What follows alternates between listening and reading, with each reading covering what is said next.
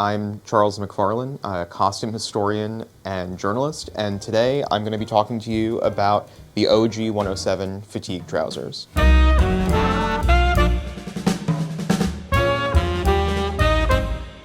The OG 107s were basically the evolution from the World War II U.S. Army HBT fatigue trousers. During World War II, the HBTs kind of were used as a work and a combat uniform. The classic, I'll wait for the truck. The classic herringbone was found to really not be as rugged as the military had assumed they would be for, especially in a combat or a mechanics role, and they found that they were kind of breaking down and tearing much faster than expected. So starting in the immediate post-war period, the Quartermaster Corps, that's the branch of the military that's responsible for developing and equipping soldiers, right? They started to work with other fabrics, and what they came up with was a cotton sateen, which is kind of what you see here, and again is a fabric that is used over and over and over again in a lot of men's kind of fashion staples today, really starting from these trousers. Once they developed the sateen fabric that they would use for the OG 107s, they then went about designing an all-new work and utility uniform. What that eventually would consist of, starting in 1952, 1953, would be the trousers like this, and then a matching jacket or really a shirt. It was mostly worn as a shirt.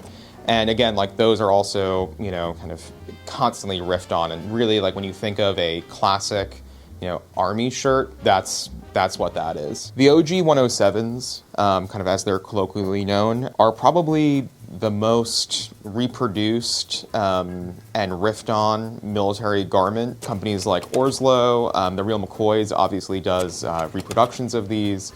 Really, everybody has done their own version of the OG 107 at one point. The key hallmarks of any pair of OG 107s is going to be the rather large front patch pockets on either side. In the back, your large patch pockets with a button flap closure, and side adjusters with a single button on either side. From when they were introduced in the early 1950s to when they were eventually phased out in 1981, the OG 107s were one of the longest continually used military uniforms in U.S. military history. One of the only major changes that happened with the trousers in kind of the uniform development came in 1964 when they changed the sizing convention from small, medium, large, XL, etc., to actual waist and inseam lengths, like kind of as we would know them today, right? So like 32 by 30, 34 by 32. And with that came the deletion of the side adjusters as well. Basically going from, you know, these kind of these bucket categories of sizing to more precise sizing.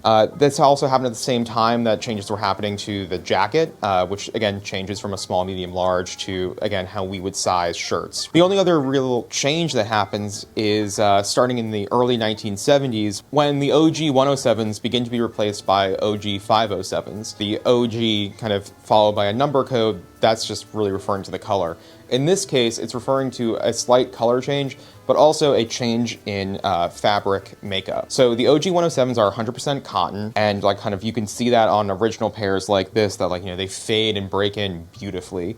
The OG 507s, those are a polyblend Durapress style, designed for a post-Vietnam Army, all-volunteer force that's really emphasizing much more the wash and wear capabilities, not needing to press them and keep them starched, as was the case for OG 107s for, you know, essentially the whole time that they were being used. If you're out there like looking for OG 107s, like the best way to like weed out the OG 507s is there's a giant yellow tag usually sewn in to the back inside, and that's just basically telling you what the fabric content is and to make sure you don't iron them. Besides being worn in a military context and as a uniform throughout the 1950s, 60s, and into the 70s, you know, these were available in thrift stores, in Army surplus stores throughout that time period as well, and really became like a staple of American casual wear, like even in the 1960s and 1970s. So the OG 107s, while developed by the U.S. Army Quartermaster Corps, were used by all branches of the military to varying degrees throughout the 1950s through the 1970s. So that means the Marine Corps, the Navy, the Air Force, they all use the OG-107s, really meaning it's one of the few military designs that cut across all branches of the military. So, I mean, as you might have noticed, I keep on going back and forth between calling them OG-107 fatigues and OG-107 utilities. While technically designated as utility trousers, in the Army, traditionally, trousers like this were referred to as fatigues, and throughout their lifespan, a lot of the military continued to call them fatigues. Where in the Marine Corps, for example, who've always called their work uniforms utilities, they kind of stuck with the utility nomenclature as well. It's for fatigue duty. So like kind of like, you know, digging ditches, scrubbing pots, things of that nature. A lot of American mid-century uniforms, the fatigue duty uniform is meant to do double duty with, you know, basically doing that kind of manual labor fatigue stuff, and then also in a combat setting as well. The OG-107s weren't really used extensively in a combat setting. They were used like a lot on maneuvers. So that would be like, you know, within the United States, in Japan, in South Korea. But most of the fighting in Vietnam was done in jungle fatigues, which, you know, could be another video coming up soon. We could be talking about that. But you do see them worn, especially by like more service troops and by like the Brown Water Navy, for example, like in Vietnam quite extensively. You know, we could talk about like the shirt at some point, and that'd be a great video to do as well, because there's a lot of kind of weird modifications that happens with the shirt, including the trousers. So like, you know, sometimes you see for Jeep drivers or for other kind of vehicle-borne troops where they're having pockets added kind of very low, like, you know, low down. So basically, if you could imagine like sitting, you could easily slip your hand into a pocket, like more along your calf, right? As I said before, like, you know, while they were meant for fatigue duty, you know, a military that is mostly garrison-based and mostly peacetime, as the U.S. Army was during the 1950s and 1960s, it really became the like go-to uniform that was worn by most soldiers doing most kinds of duty. So what that meant is it kind of took on a little bit more of a spit and polish exterior. So what that kind of meant for OG-107s is that, you know, they were usually pressed and starched, you know, basically so that they could like stand up by themselves with like a crease down the front, and that led to a saying called to break starch. So to break starch basically just meaning to put on a freshly, you know, pressed pair of OG-107s.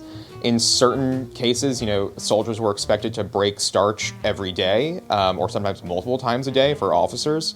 So you end up with a lot of soldiers buying, you know, multiple pairs, full sets of fatigues, so that they could have, you know, 7 or 8 on hand, so that they could have a freshly ironed pair every single day. When you find them in the wild, OG-107s, why they're so buttery soft is because they've been starched and ironed so many times that the fabric has like really started to break down and form this like really, really nice and smooth feel. Compared to Orslo's are completely different.